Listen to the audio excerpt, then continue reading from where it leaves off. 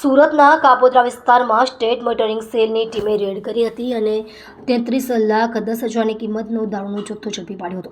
આ ઘટનામાં 2 લોકો ઝડપાયા છે, જ્યારે પૂણા પોલીસ સ્ટેશન હદમાં પણ સ્ટેટ મોનિટરિંગ સેલની ટીમે રેડ કરી હતી અને 4,28,000નો દારૂ ઝડપી પાડ્યો હતો. પહેલા બનાવમાં પૂણા ગામ પારેખ પાર્ક સોસાયટી નજીક વિજિલન્સે એક શંકાસ્પદ ટેમ્પો પકડી પાડ્યો હતો. સ્ટેટ મોનિટરિંગ સેલે ટેમ્પોમાં તલાશી લીધી હતી, જેમાં ટેમ્પોમાંથી 4,28,000નો વિદેશી દારૂ મળી આવ્યો હતો.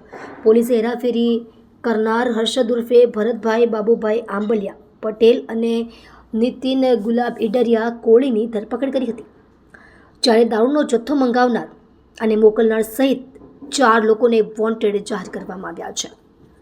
બીજા બનાવમાં કાપોદ્રા પોલીસ સ્ટેશન હદ વિસ્તારમાં સ્ટેટ મોનિટરિંગ સેલની ટીમે રેડ કરી હતી. બાલમુકુંદ સોસાયટી અને મારુતિ નંદન સોસાયટી પાસે રેડ કરવામાં આવી હતી, જ્યાંથી કુલ 33,10,000ની કિંમતનો વિદેશી દારૂનો જથ્થો ઝડપાયો હતો. આ ઘટનામાં 2 લોકોને ઝડપી પાડવામાં આવ્યા છે, જ્યારે દારૂ, 2 મોબાઈલ ફોન મળી કુલ ₹33,26,000નો મુદ્દામાલ જપ્ત કરવામાં આવ્યો હતો, જ્યારે 2 લોકોને વોન્ટેડ જાહેર કરવામાં આવ્યા હતા.